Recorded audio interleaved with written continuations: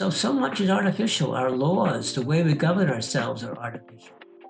So that's good. That means it was designed, not by professional designers, but by people trying to change and make and modify the way we live. That means maybe we can change it. And that's the whole thrust of the book, that you have to understand the history. Because the way we were brought up, the way we were born, the people we lived in at first, makes everything we do seem natural. And I want you to step back and say all those things that seem natural and obvious are not natural and obvious. They're artificial. And if you go to some other country and you observe what they do, they may do things completely different. So that gave me hope, though, that maybe it's designers got us into this, or maybe designers can get us out of today's problem. Because the hardest problem is not the technology, not the economics, not the behavior. The hardest problem is human behavior. Hi everyone, welcome to Design Drawers, where we explore why, how and what design and designers are driving forward. The mission is to interview the most forward-thinking designers and most innovative creators on the planet to inspire and help you to reach your full creative potential and also make a positive impact in the world. In this episode, I had the chance to chat with the one and only Don Norman on his new book called Design for a Better World. During the episode, we dive into the fact that everything is actually designed, that we experience as human beings. And while we are part of the problem when it comes to the environment and the planet and the challenges we're having as humanity, we're also part of the solution. So in the episode, we discuss the importance of meaning, the importance of sustainability, and the importance of what he calls humanity-centered design. So hope you enjoy the episode. All right, I'm here with Don Norman. Thank you so much for taking the time. You're quite welcome.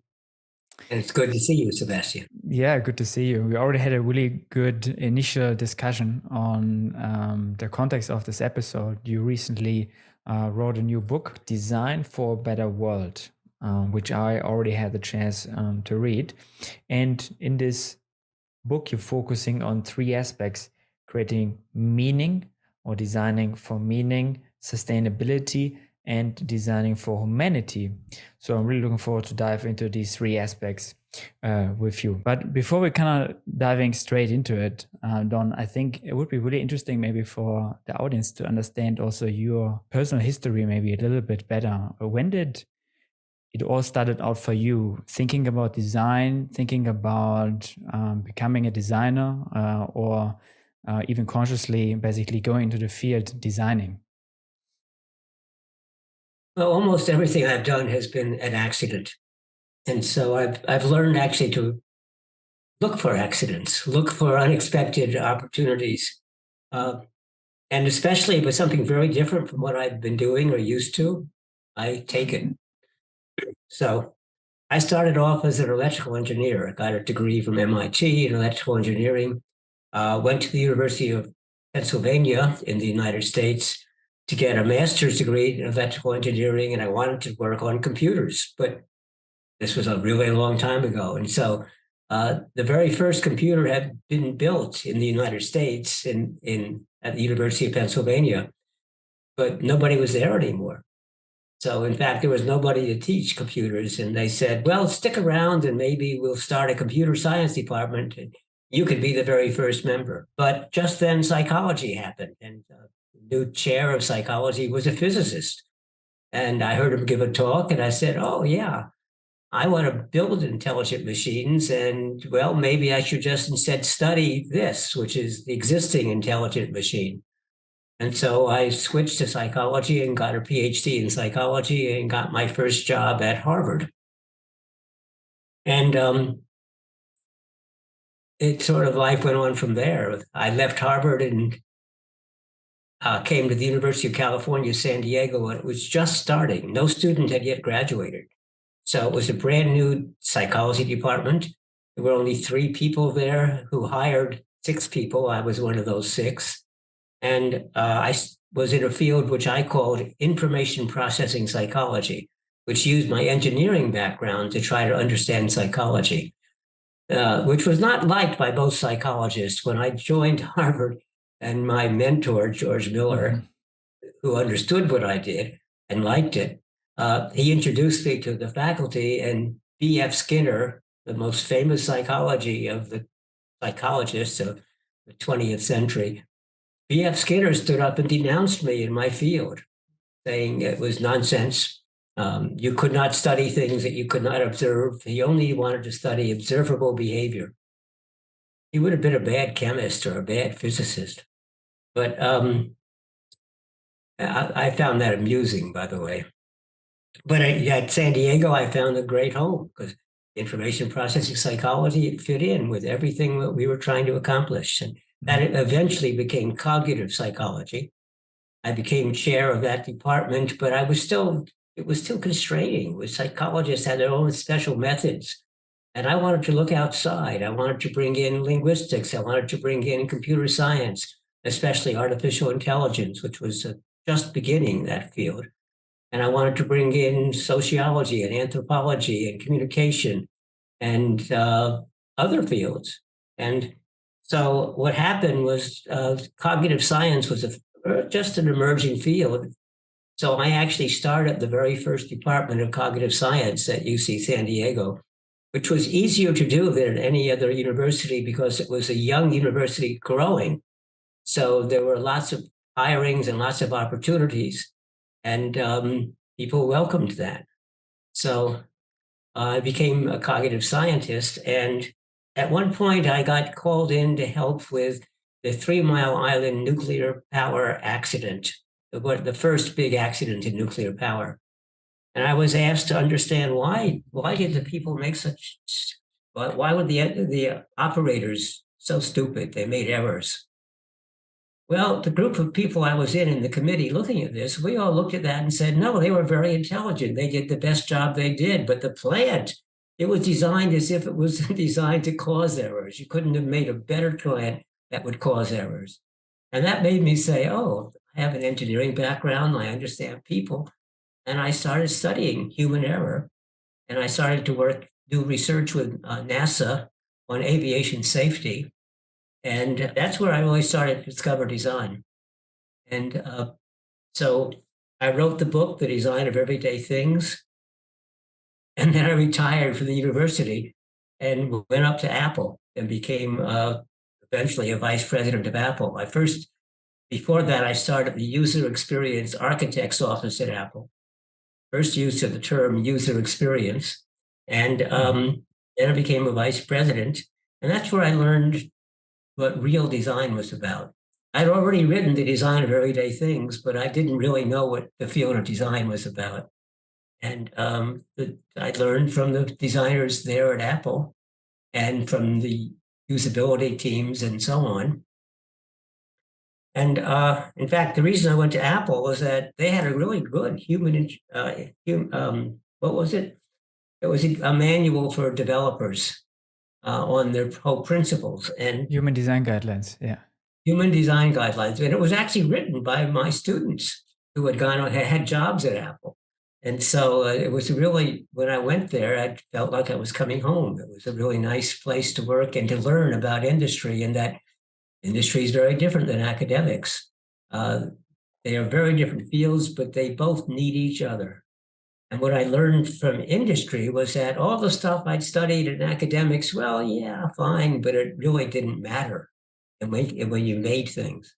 And when I wanted to make things, we had all sorts of questions that the academics never thought of studying. So I thought, oh, it's interesting because what academics study is useful for industry, but it's usually very academic and not applied. So you have to modify it to apply it. And then industry has lots of questions that academics are the correct people to answer, but they didn't know those questions because they lived in a different world. And so I thought going back and forth has been very powerful in my development. And I did a whole bunch of stuff after that. I won't bother to list them all, but I did start the Nielsen Norman Group with Jacob Nielsen. Yeah. That's still going on strong. And I moved to Northwestern University, where I was in the computer science department, but I started a design group. And I've come now to know designers. And you were in Munich, and I spent 3 years working with BMW in Munich. So I would fly to Munich once every 2 months or so and spent time with the team there, professors from both TUM and I guess it's called the University of Munich in English, Mhm. and I can never remember the German name. Yeah. So that's sort of my background. Right. I think it was really interesting what you're pointing out is sort of the connection between the science and then the art, so to say, or the science and then sort of the technical implementation, right? And it kind of needs both sides, right? It needs this perspective from the scientific, from the psychology side that you mentioned, but then also there are other questions arising as you're actually starting to implement things, and you need to put it in form, you need to put it in artifacts and need to shape that experience, and sort of that's where I think the balance also comes with. But you need to go beyond that.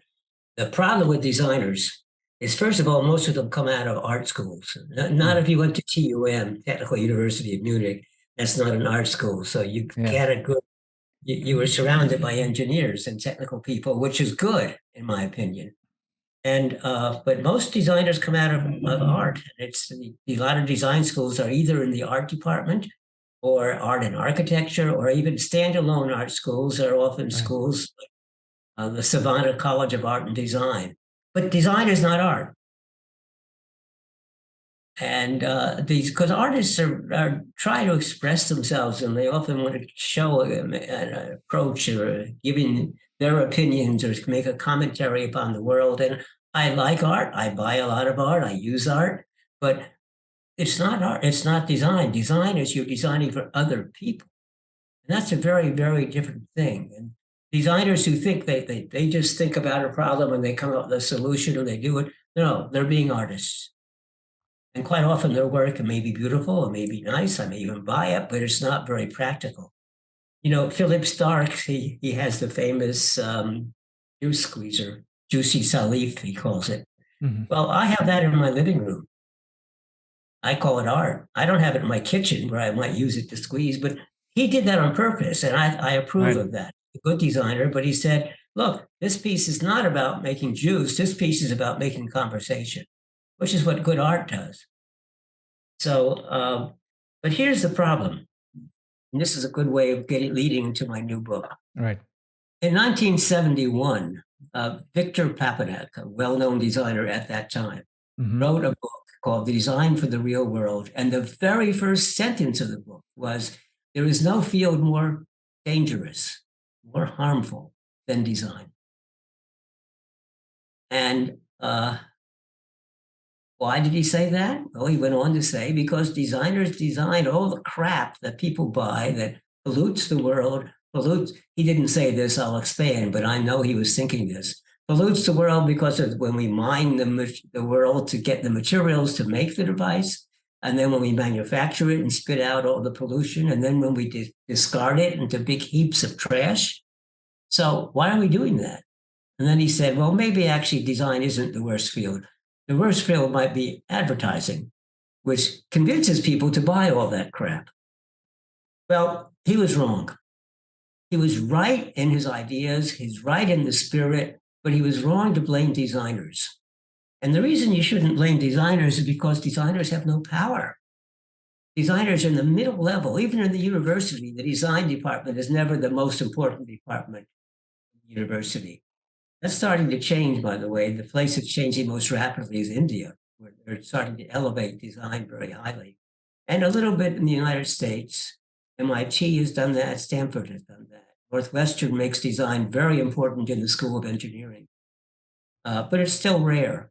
And in business, design is almost always in the middle. Very seldom is there a chief design officer at the top level of executives, what we call the C-suite, the chief executive officer, yeah, the chief financial officer, chief marketing, and chief design. It is rare to find a big company that has a chief design officer. In Europe, Philips is one of them. So there is a chief design officer at Philips.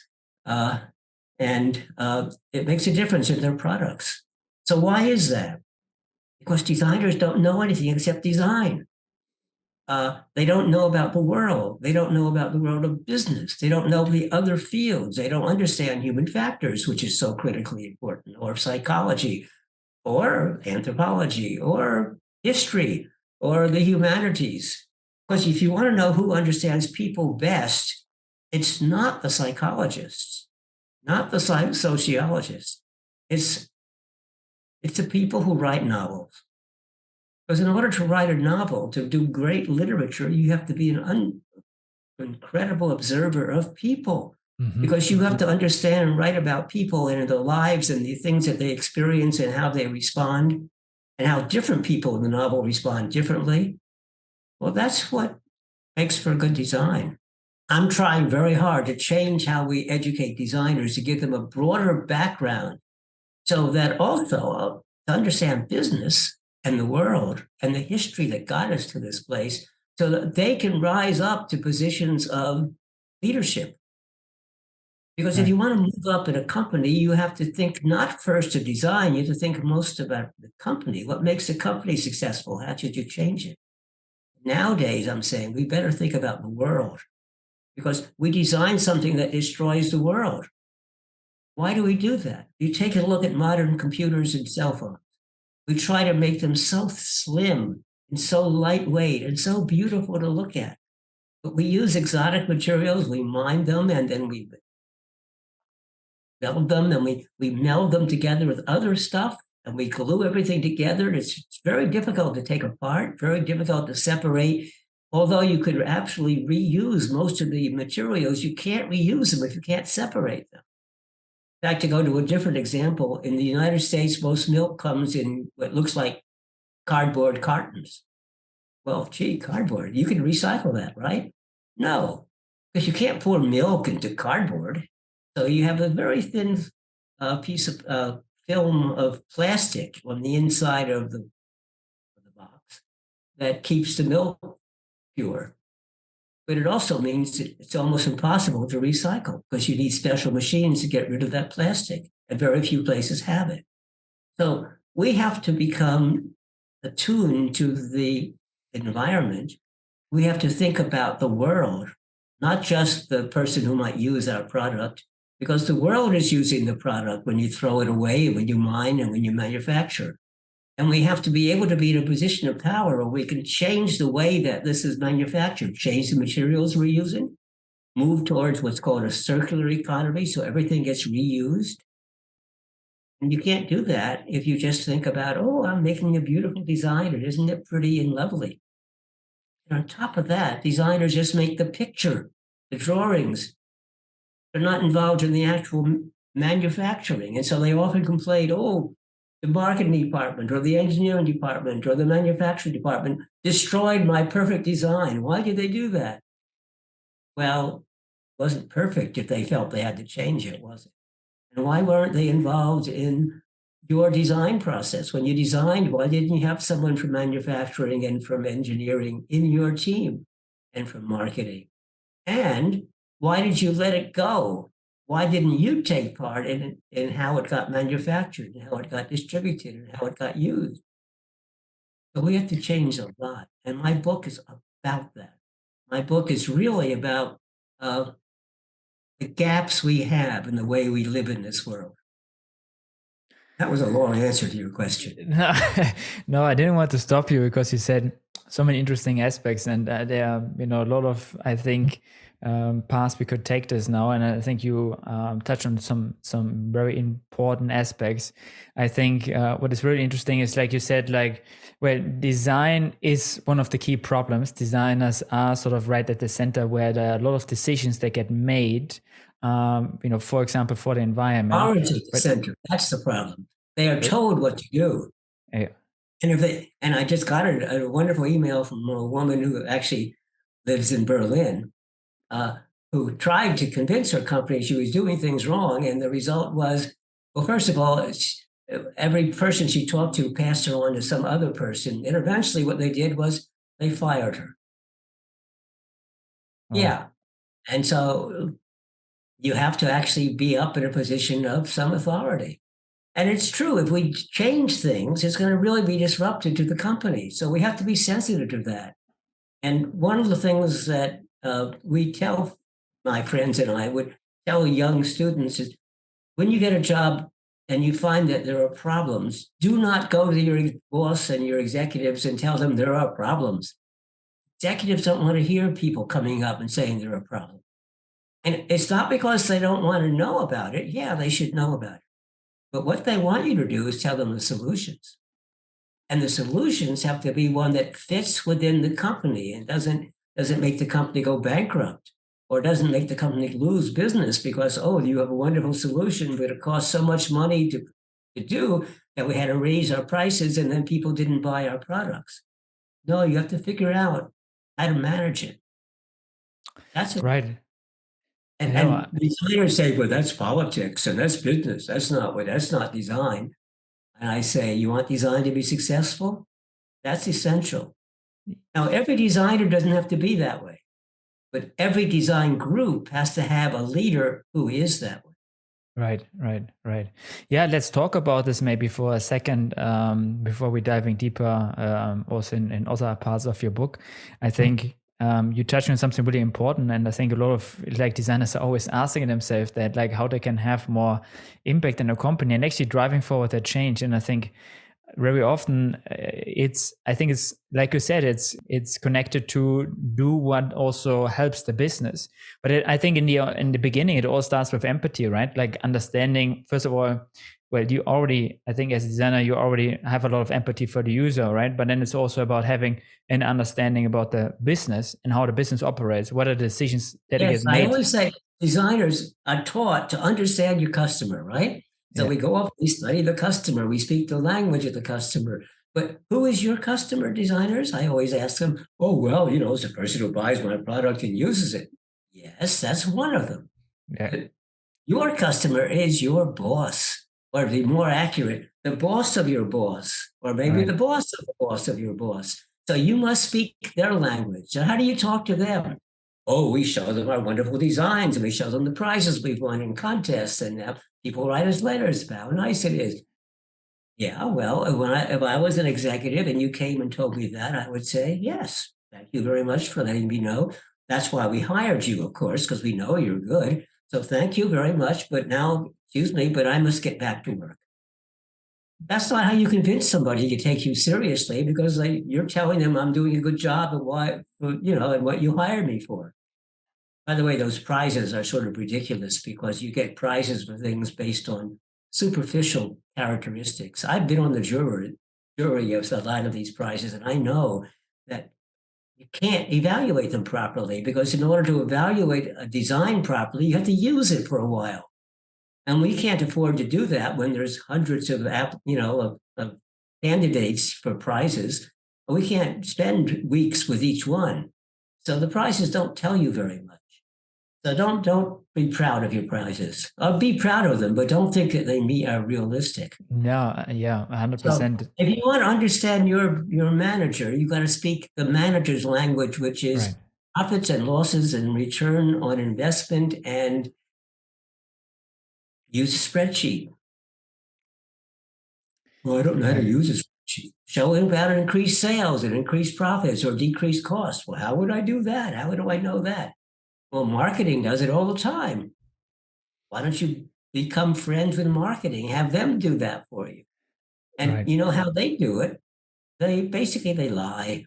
They make up numbers, because nobody knows what those answers are. So you have to make up numbers. Now, the executives, when they see them, they know they're lying. They know they're made up numbers, because that's what they themselves used to do. The question they ask is, are they sensible? What are the assumptions you made? How did you put together these numbers? And if it's sensible, they'll take it seriously. Yeah, it's all based on assumptions. You're trying to predict things based on assumptions, right?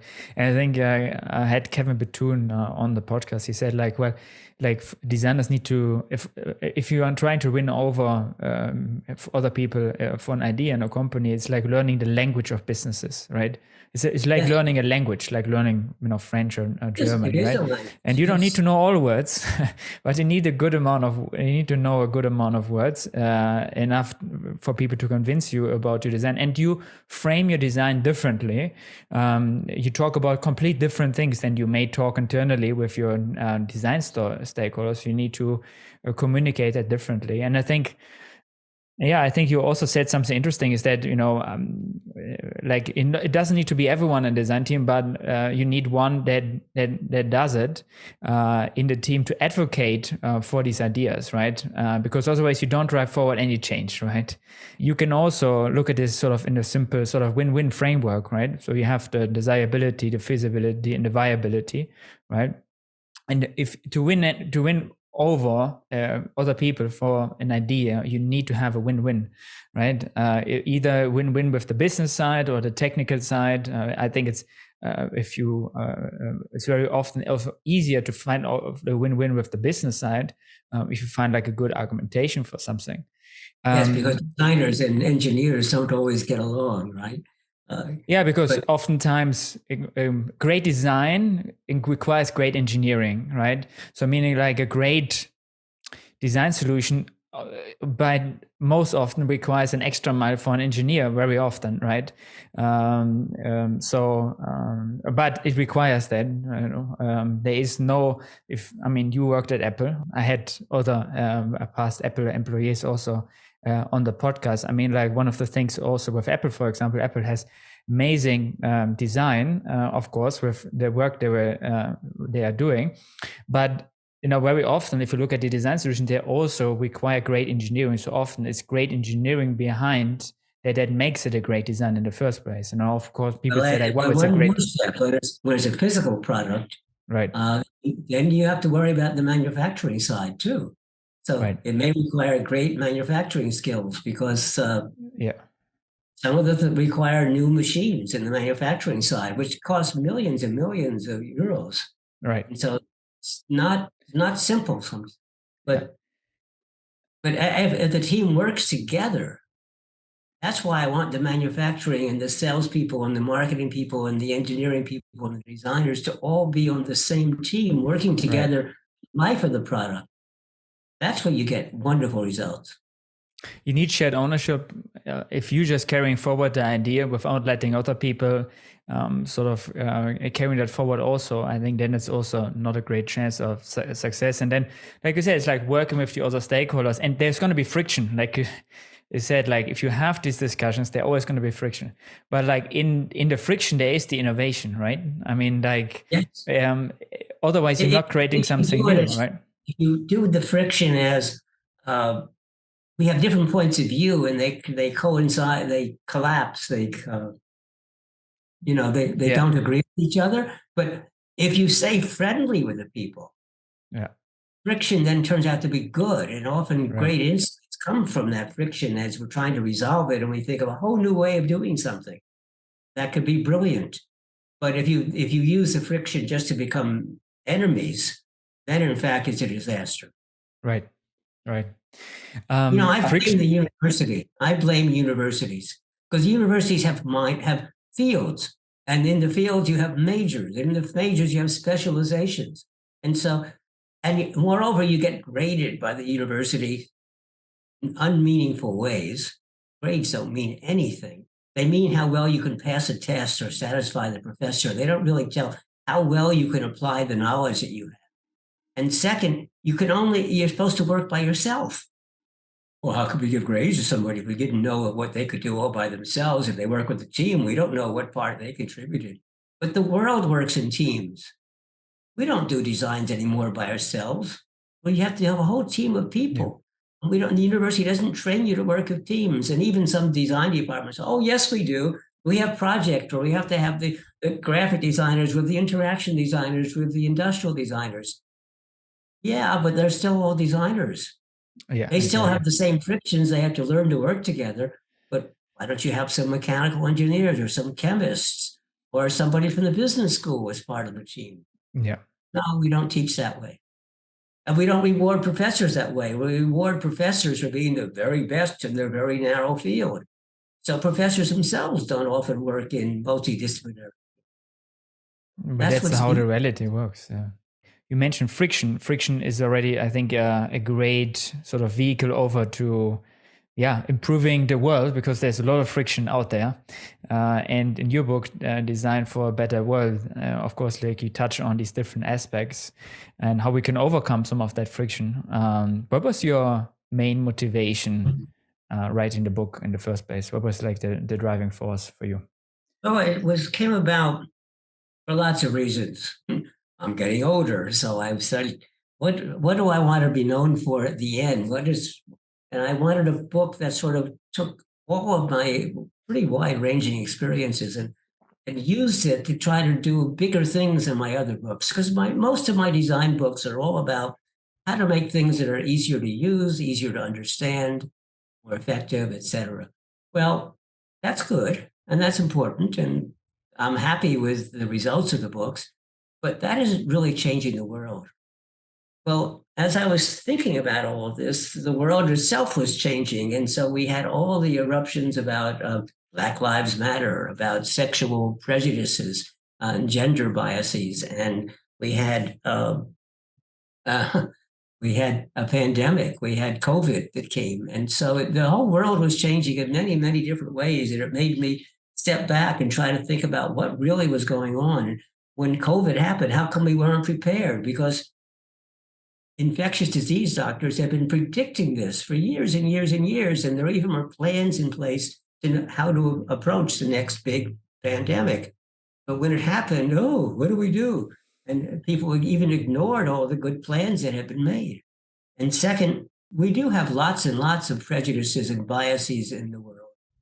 And it's time to eradicate that. And a lot of people were trying to say the Western powers, which mainly was from Europe and the United States, colonized the world and made the other countries behave differently, changed them.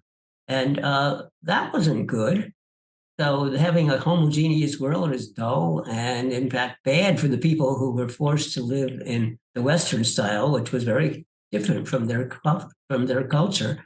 And the world is a richer place if we actually bring back all these different cultures. And the most important thing is we could tolerate all sorts of things only, though, if the groups that we are tolerating themselves are open to other ideas. And the world's problems are when someone says, I know the truth. And so if you don't understand my truth, then you are wrong and evil, and I will get rid of you. That's the danger in the world. But I wanted to address these issues. I wanted to talk about how much of the world is artificial. The notion of a country is artificial. The notion of a week is artificial. Now, the notion of a month is kind of natural because it comes about from the way that the moon goes around the earth and the earth goes around the sun. So the notion of a year and a month and a day are kind of natural, but not that the day should have 24 hours. That's not natural. That was invented. Yeah. The week was invented.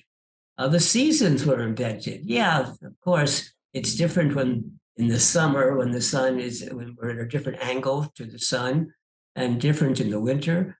But okay, there's two seasons. But if you live on the equator, you don't have seasons. And if you actually look around the world, some places have 6 seasons of the year. Some places have only 2 seasons, raining and not raining. And so much is artificial. Our laws, the way we govern ourselves are artificial. So that's good. That means it was designed, not by professional designers, but by people trying to change and modify the way we live. That means maybe we can change it. And that's the whole thrust of the book, that you have to understand the history. Because the way we were brought up, the way we were born, the people we lived in at first, makes everything we do seem natural. And I want you to step back and say, all those things that seem natural and obvious are not natural and obvious. They are artificial. And if you go to some other country and you observe what they do, they may do things completely differently. So that gave me hope, though, that maybe designers got us into this. Well, maybe designers can get us out of today's problems. Because the hardest problem is not the technology, not the economics, not the behavior. The hardest problem is human behavior. Mm-hmm, mm-hmm.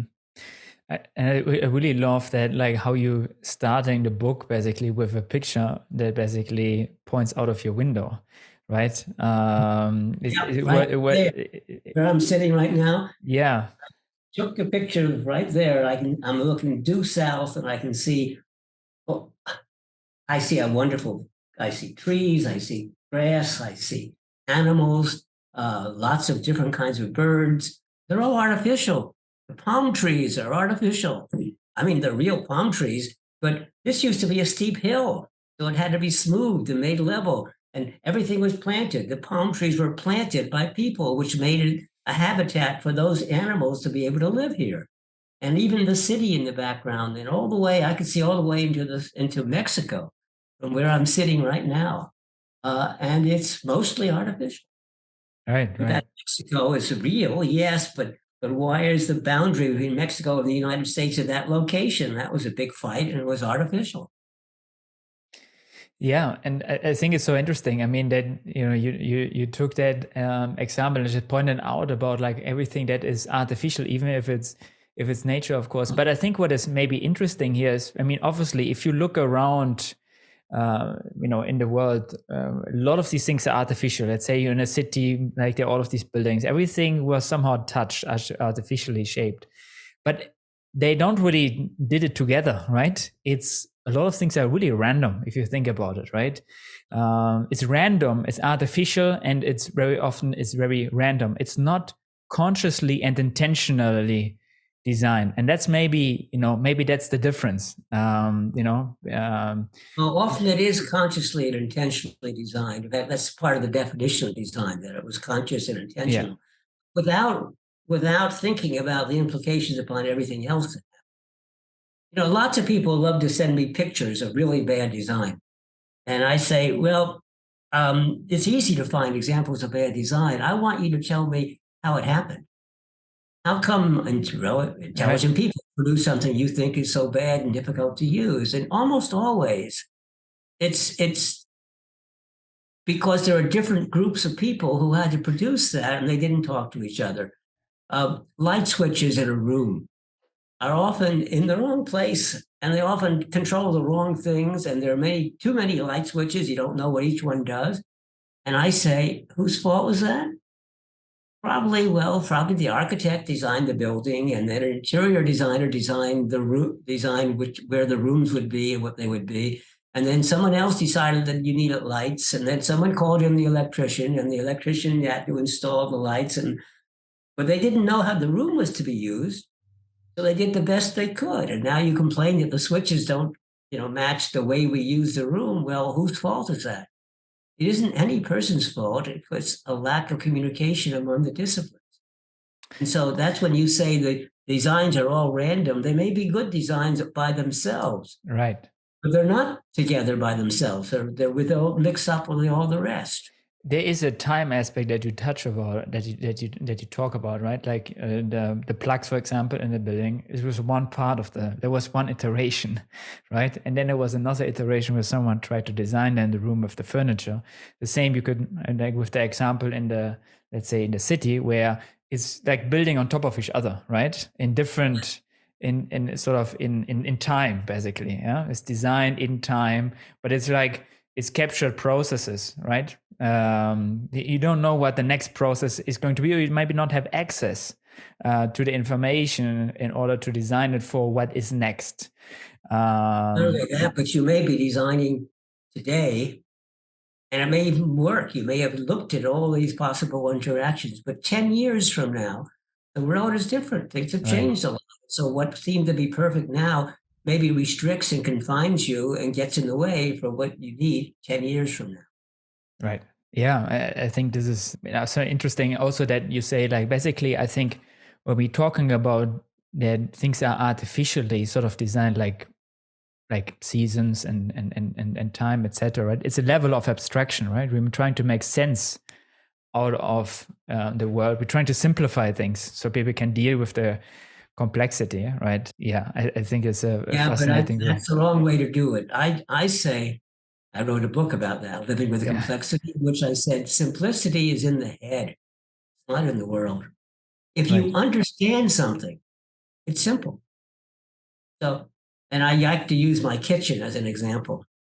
Our kitchen is perfectly set up for me and for my wife.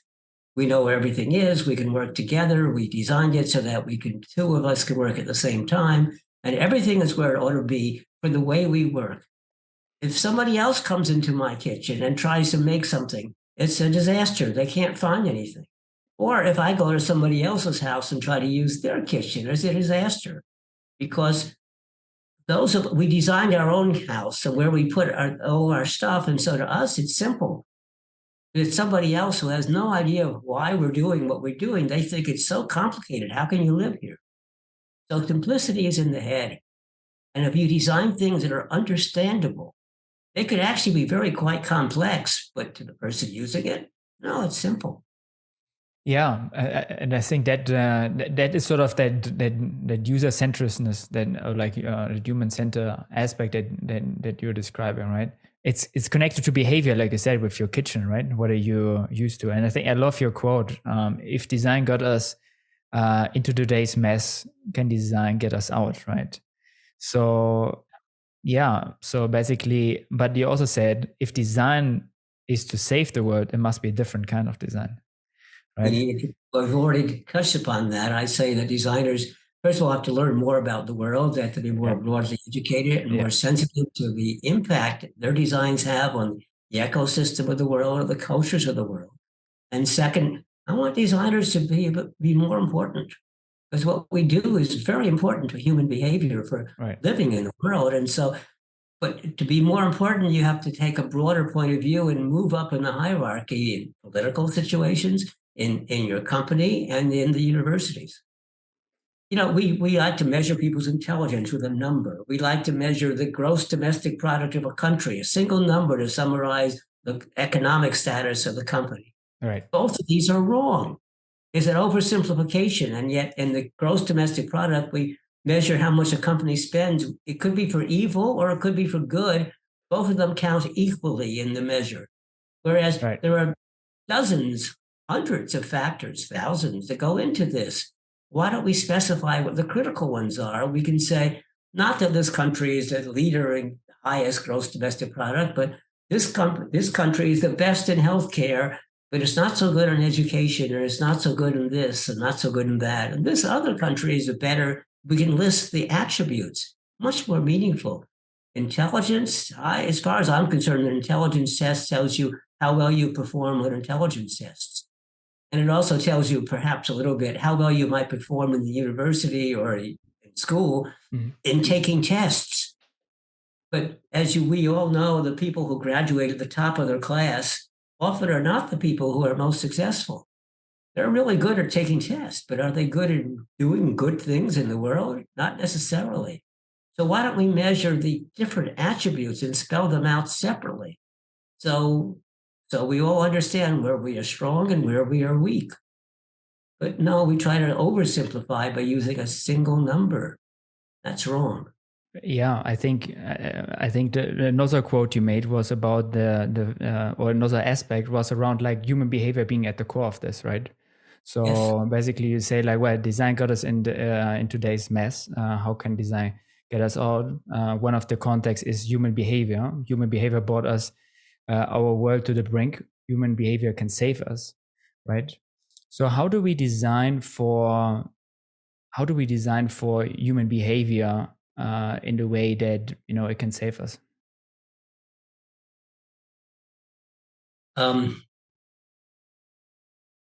See my pause when I start to figure out how am I going to answer, because that is one of the best questions that we have to ask ourselves, and we don't have any really good answers.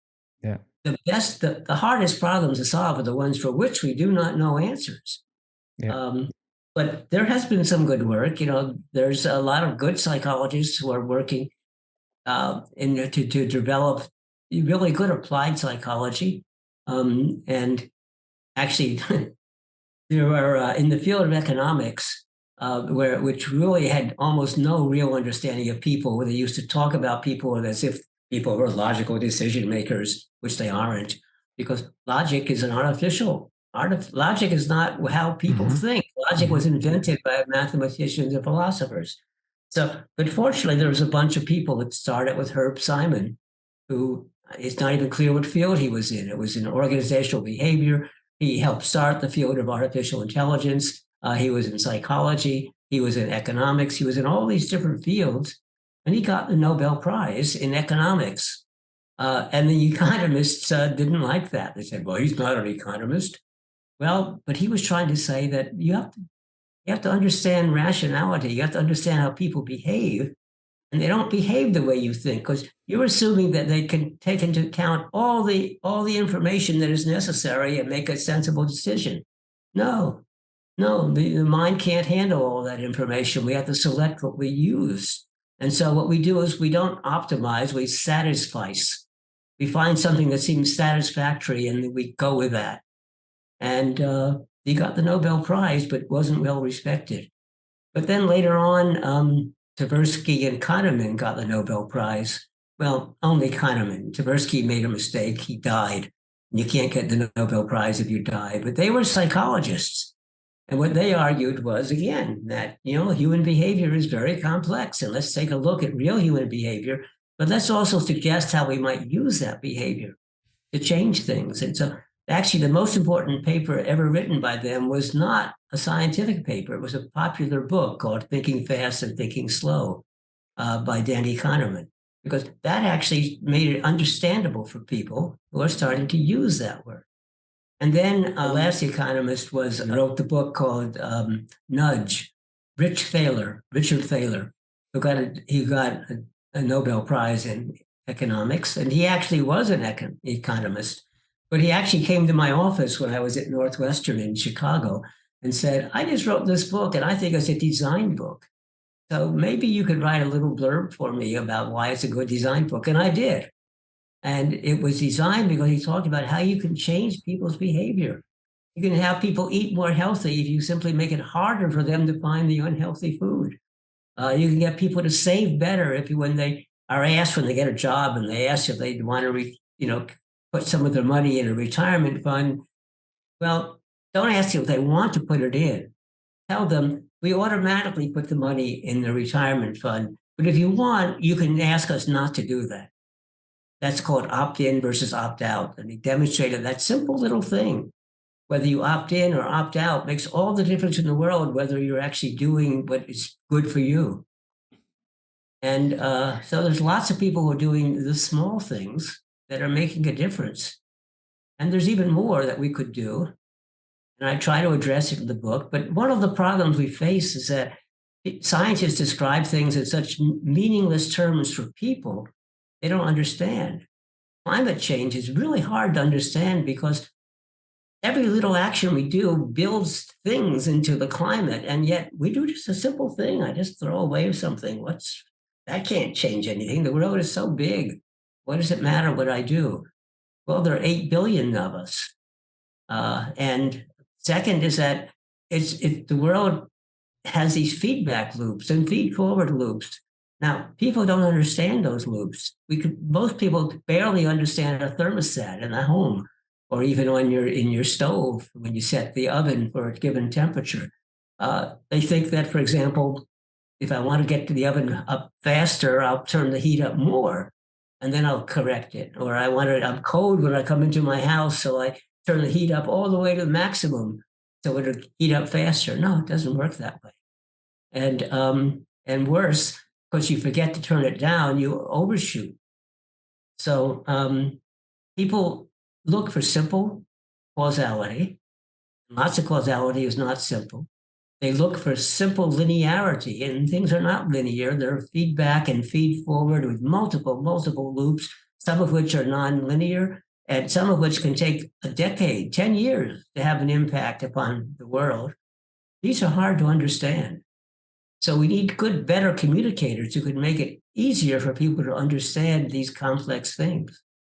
And people are also, when there's a tragedy, people are often really good at stepping in to try to overcome the problems caused by that tragedy. But they don't spend any time trying to avoid the tragedy in the first place. Right. Because it's invisible. You have to make a prediction. And that's a nonsensical prediction, they feel, because there's nothing to see. And so you basically attack things that you see, which means you attack the symptoms and not the causes. That's the same issue in healthcare, right? I mean, I think it is the issue in healthcare. Absolutely. we're only focusing on solving the problems when they are there, but like the journey started way earlier. So I think like being preventive about things, and I think you're touching on climate change, which it's the same issue, I think, or you can find parallels to healthcare there, that the problem is also that before the problem arises, it's very intangible, right? It's like you cannot see it. With climate change, you cannot see it in front of your eyes. With your bank account, you can check, like finance decisions, they're very direct. You're going to notice these things more tangibly, yeah? With healthcare, maybe at some point you're going to feel something, and then you start to kind of wake up to like the problem. But with climate change, often like these things are very intangible. Also, they're actually the consequences are in different countries, so you don't even notice it. All you see is maybe images on the internet, but people are not so sensible, I think, to that, or it doesn't change people because necessarily. You see images of problems someplace else. Right. So that's not, so what I like to say is the bad news about climate change is that it's here. It's already causing fires, floods, famine, huge winds, huge destruction. And that's the bad news, right? But the good news is that climate change is already here. It's already causing floods and famine and destruction and et cetera. And the reason that's good is because it's hitting all people all over the world.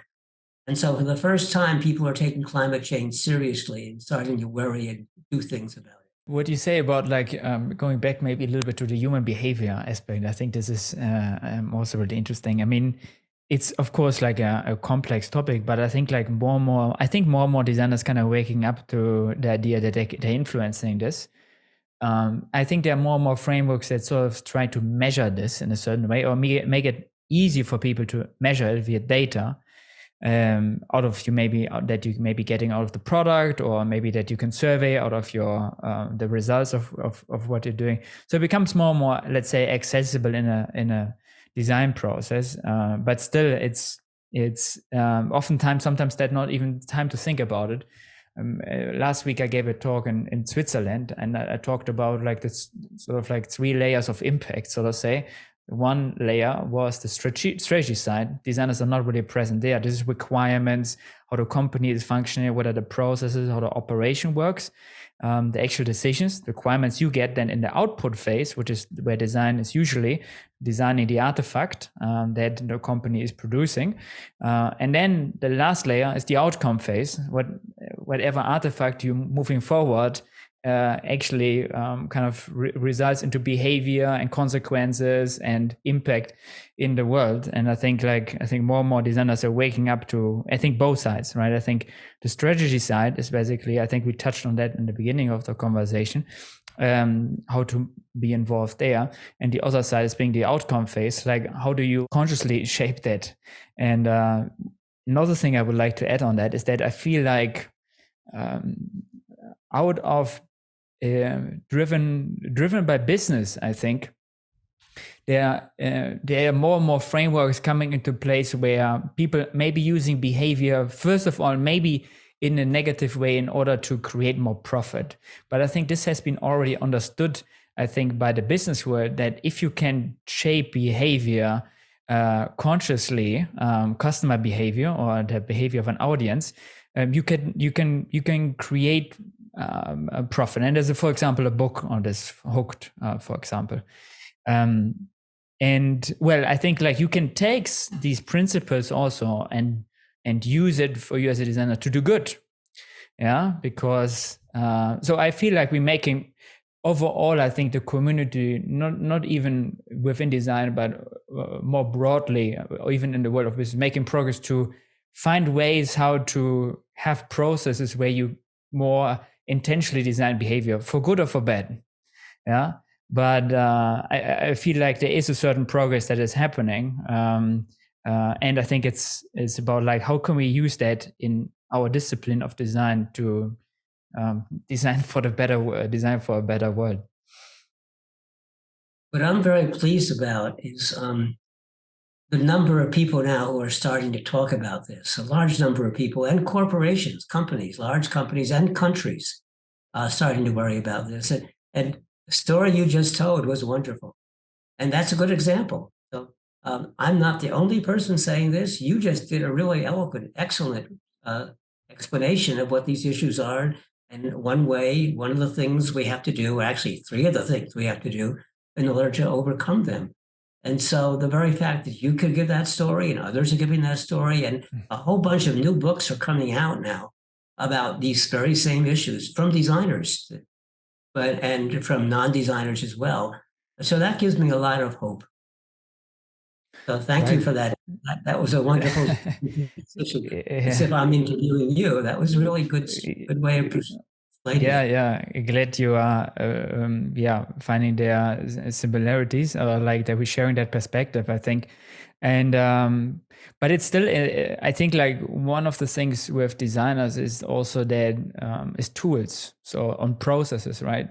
I feel like if you're looking at an aspect like accessibility, for example, right? I mean, you have a lot more, of course, experience than me, kind of looking at the overall history of design. But of course, there was always the problem of accessibility. But I think if you're looking at how designers are working these days, it's way more systemized in the design process to consider this if you do an interface. And of Right. course, it's not perfect, but there's things like contrast aspects and things that you can measure. There are even laws coming into place that put sort of frameworks around it, to guide that process. It's now very easy, you could almost say snackable, for designers to include these things in the design process, right? I feel like with some of these newer Right. aspects, so I think the accessibility of a new way of thinking, to make this part of a design process plays a role in terms of how much an idea multiplies, or like how much designers are picking up on a new aspect. Like if we take in the aspect of accessibility, but you can take a diversity and inclusion, for example, as other similar problems. Not that they are solved, but I think like people trying to find ways like how to include these things in their design process and make this part of their standards. My hope is that if we are as a community moving forward with topics like sustainability, that we finding ways how to, our behavior, we finding ways how to integrate such a thing in a more easy way into a design process, almost like a quality criteria, right? And how do you see that aspects of tools and frameworks and sort of like kind of because there is knowledge, right? There is people talking about an aspect, right? And then it's about people know about something, but then there is the transfer to is like integrating into their work. How do you see that kind of progressing in terms of the topics that are important to you, also in terms of I sustainability? think that again, you've hit on a very important tendency and trend that's happening. Because, for example, in accessibility, which was fought for a long time by people, why are we doing that? It's just a small number of people who need it. Well, the reason it was a small number of people, they thought, was because all the people who needed the stuff were hidden. People who had trouble reading, well, they didn't read because they had trouble reading. We could make it so they could read, but they weren't visible to us. People who couldn't get around, or handicapped in walking, well, they stayed at home, so we didn't see them. And so there was huge numbers of people that were impacted, but weren't visible. So when we started making things that were more accessible for more people, not only did these people suddenly start to emerge because now they could live a more normal life and get out in the world, but guess what? Things that we made for the people with handicaps of various sorts turned out to help everybody. And so you were doing good for everybody. And there's a wonderful book by Kat Holmes who talks about, it's called Misfits. And she says, so somebody loses an arm. How do they get along with only one arm? Well, guess what? We all lose an arm now and then.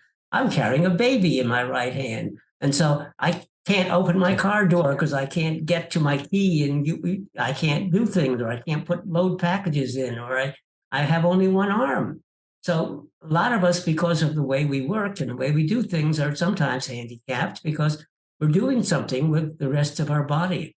And so the same things that make it easier for everyday people, for the people we're targeting, it's easier for all of us as well.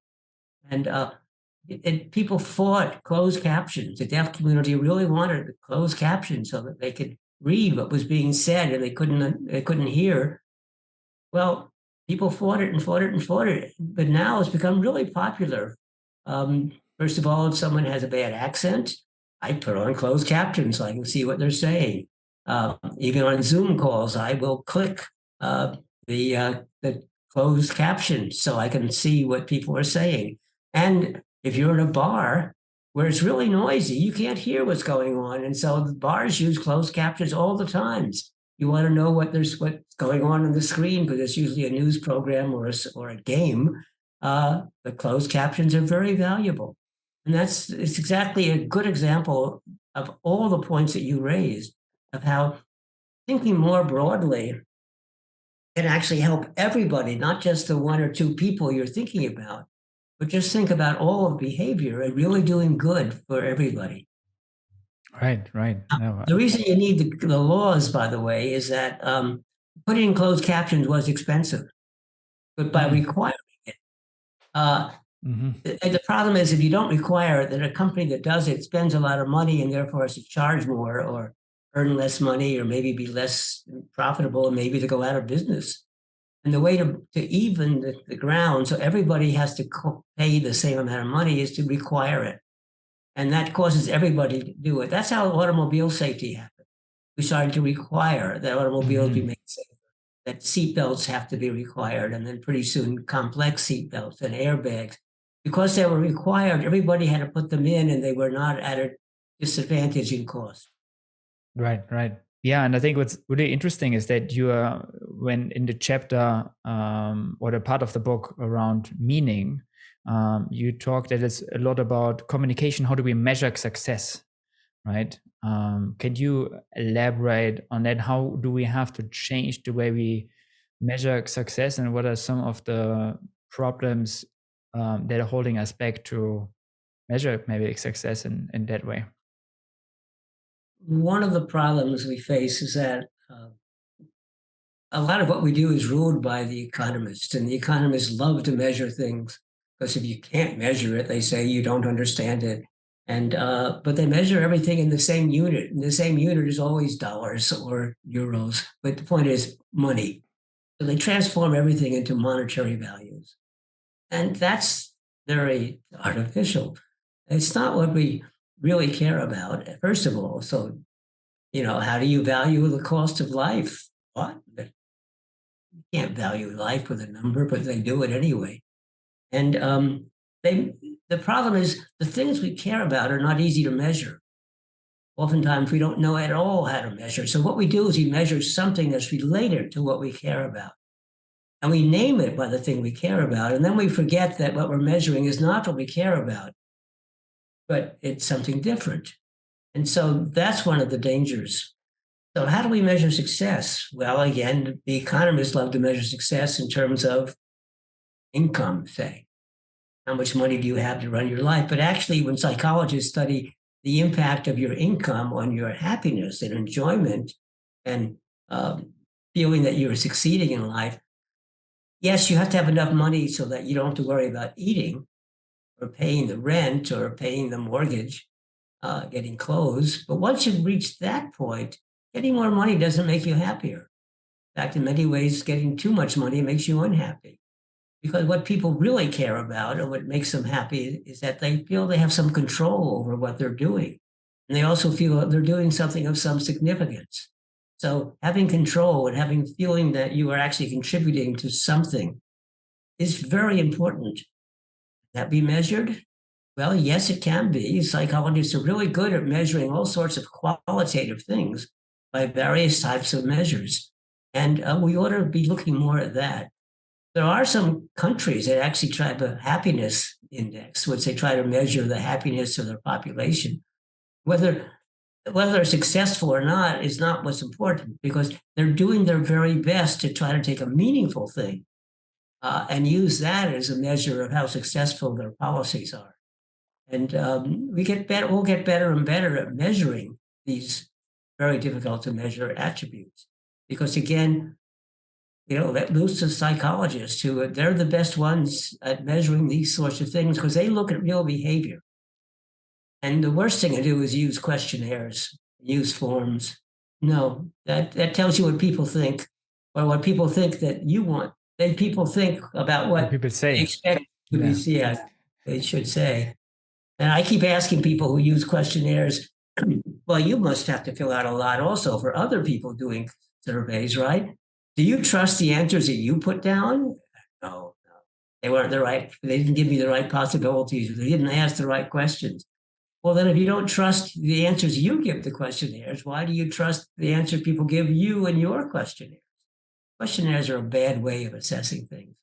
And we do need to do more work in measuring the things that matter. But actually, if you go look at the social sciences, you'll discover that almost anything you want to measure, someone has figured out a way of getting at pretty close what we care about.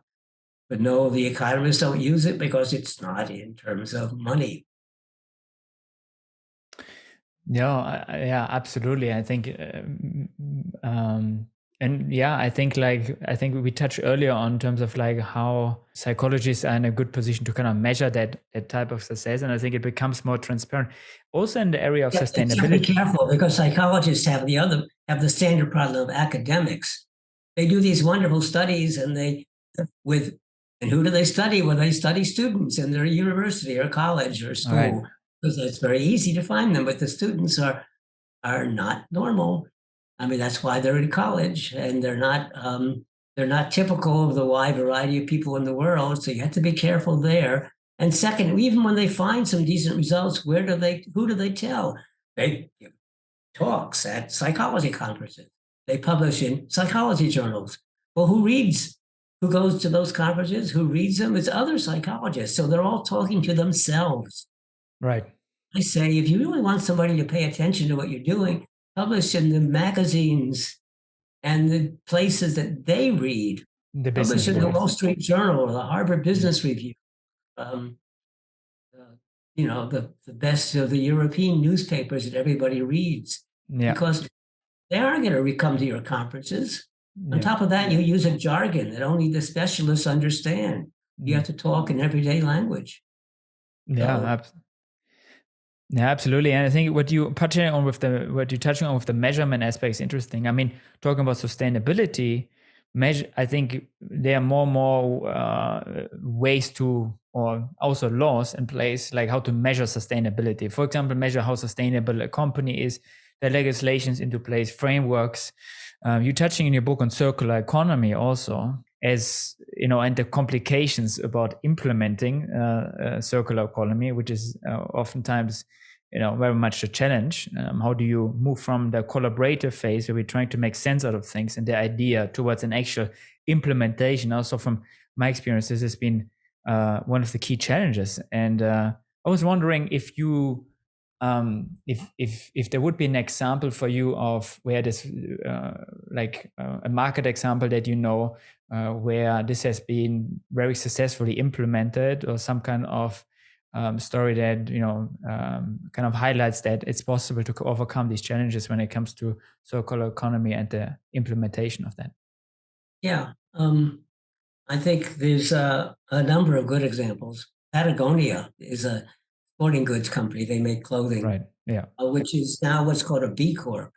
So instead of a normal corporation where you owe your allegiance to the shareholders, a B Corp, we owe our allegiance to our customers, to the location where we are housed, and to the world, to the environment. And that's good. And second of all, they make a big point about trying to use recycled material, and they try to make things that themselves can be recycled, which is very important because one of the world's worst polluters is the fashion industry. And by fashion, I don't mean just the fancy fashion shows, but all clothing and textiles. And so that's good. And Canon makes laser printers, and I use a Canon laser printer, and it has these cartridges, big cartridges you have to replace periodically. That I have 4 different cartridges for 3 colors and black and white. And when I want to replace them, if I buy a new Canon cartridge, it comes in a box, and Canon says, uh, take out the old cartridge, put in the new one, take the old cartridge and put it in the same box. And here's a here's a code that will tell you how to print out a mailing label. So you can mail it back to us without cost to you. We pay the postage. And we have designed the cartridge so that every part of it can be reused. There would be no waste, zero waste. We use it either for someone else's cartridge, or in some cases we can melt down the metal and use it for new construction.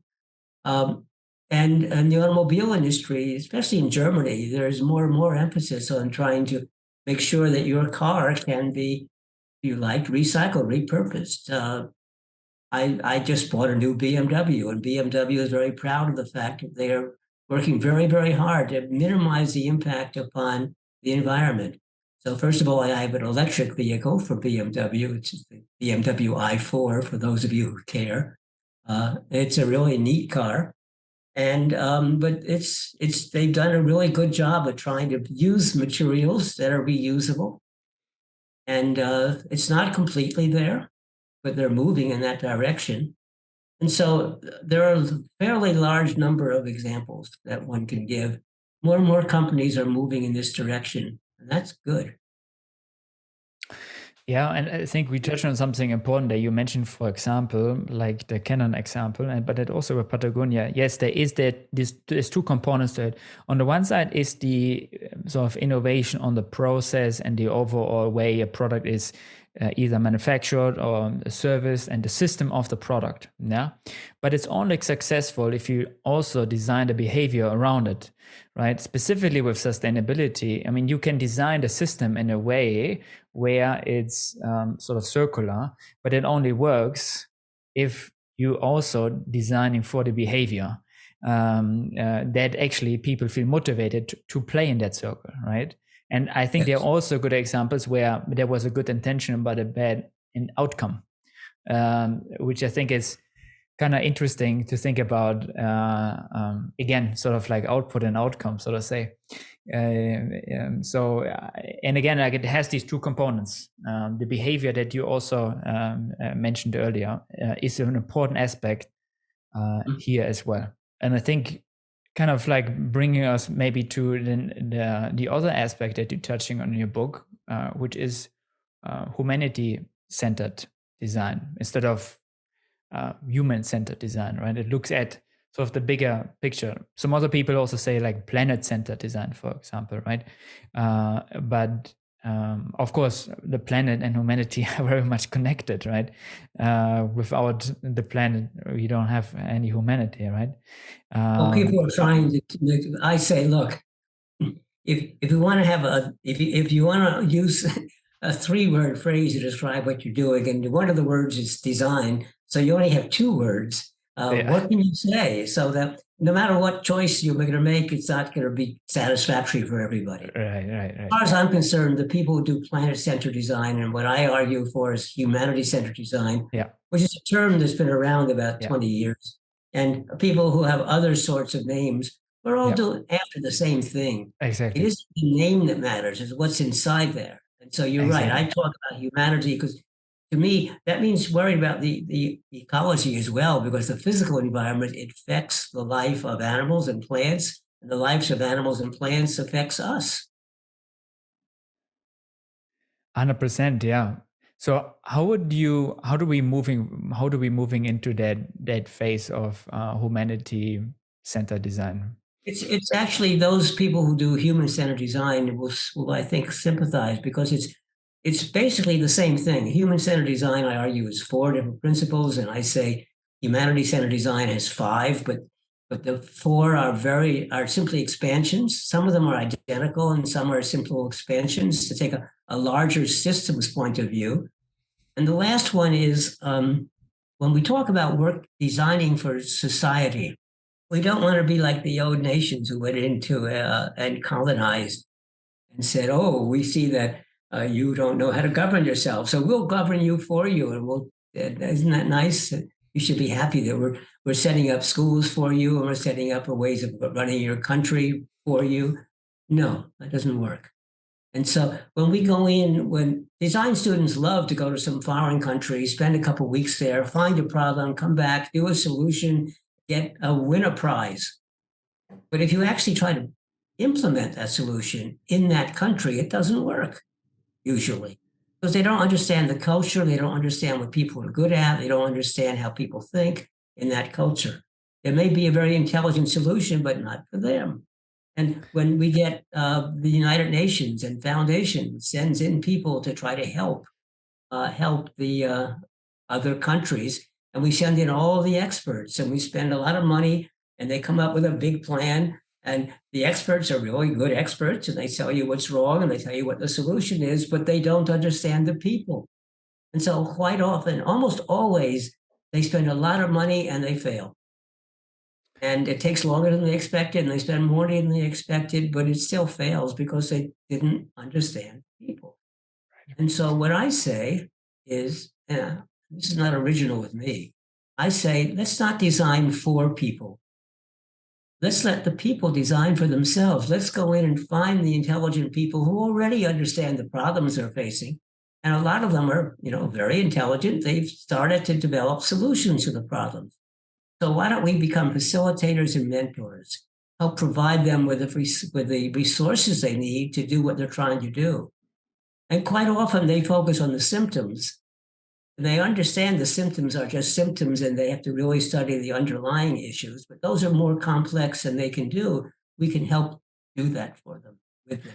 Yeah, So we just did a design full. for people and Yeah. by people. Yeah. That's the humanity-centered design. And I think we're just making a full circle because we're bad at symptoms and like how we initially started out with the discussion on healthcare.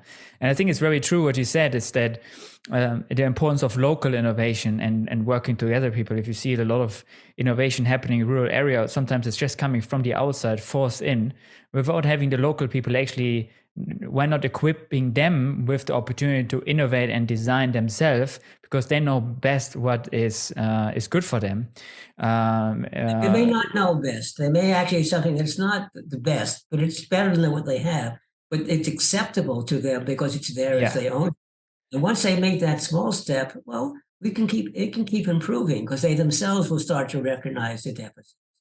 And this connects really well, I think, back to what you said about designing in a business setting. Like how do you bring humanity centered into there or sustainability? It's the same aspect where you're trying to become like a facilitator of different parties and you're trying to connect them rather than to come up with all the answers yourself. But consult these experts, bringing them into the process because that's going to increase your chance of implementation for whatever you're going to come up with in that process. And don't try to change the whole system all at once. Yeah. The best way is incremental, small steps. Because with small steps, people can understand, people can actually manage. And on top of that, since if you try to change the big system, it's very big, takes a long time, and therefore becomes inflexible. You've started off on this path, and now with the passage of time, the world has changed, but you're stuck on your path. If you do it in small, simple steps, you're flexible. And as the world changes, you can modify what you're doing, take advantage of that. So, yeah, those are all the principles of the book. Right. Cover them all, actually. Yeah. And I think the last point was really good that, it's also about not taking too big steps, which is a problem of behavior design as well. If you're trying to make the steps too large, like it's not happening. For the computer programmers, I talk about the agile system of software development, right? Which is basically doing small steps. Yeah. Because with agile, instead of trying to do the foundation first and do all the stuff that's going to be necessary to support the whole thing, you take one little slice and you do what's called a minimum viable product. You do something that works from the beginning to the end. And maybe you're developing a complex accounting system. And what you do is you do something that simply adds up two numbers. But you show that it can be done. And then you make it a little bit more powerful and then a little bit more powerful. And pretty soon it can do simple accounts, but nothing as complex as you want to do. But by doing it in these small, simple steps, you first of all get a lot of feedback. Second of all, you keep people apprised. They say, oh, yeah, I can begin to see how that's going to work. And this kind of flexibility through small incremental steps is very powerful. 100% totally. I agree. And I think it's oftentimes like, overlooked also when it comes to the implementation of innovation in terms of like how to massage that in. Don, I really want to thank you so much for time. I think we could continue for a longer time here. There's enough substance, I feel. But I also want to respect your time. And I know we're reaching like the top of the available time here. There's enough substance to write a whole book about it. There's enough substance to write many books. I left out lots of things. Yeah.